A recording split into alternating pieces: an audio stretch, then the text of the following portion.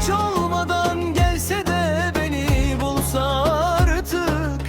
Yoksa ben artık yokum bu aşkta, sevda. Gözlerim yollarda, her köşe başında bir iz. Sanki bir gölgesin her geçen tende sensiz. Ne bir haber geldi, ne bir ses, ne bir nefes. Bu sessizlik var ya içimde bitmeyen bir kafes. Sana adanmış her şiir şimdi birer ağıt oldu. Bu bedenin her hücren senin için yok oldu. Dayan yüreğim dayan, son bir umutla bekle.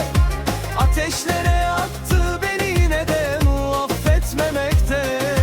Dönsün de görsün halimi, bu yangın nasıl söner. Geri gelmezse bilsin ki bu kalp sonsuza dek göçer. Dayan yüreğim dayan.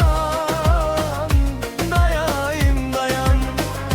Dayan, dayan, dayan.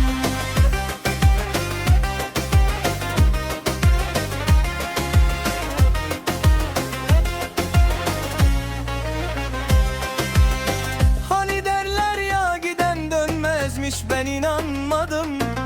Sana yazılan bu kaderi bir kez olsun yadırgamadım. Eğer gelirse bilsin bu son fırsat, bu son perde. Gidişinin bedeli ömür boyu kalacak bu yerde. Zamansız bir rüzgar gibi esti aldı her şeyini. Şimdi kıştayım, sensiz kaldı her bir mevsimim.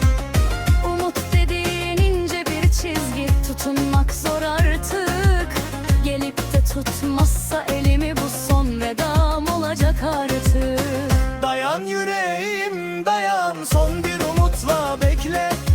Ateşlere attı beni yine de onu affetmemekte.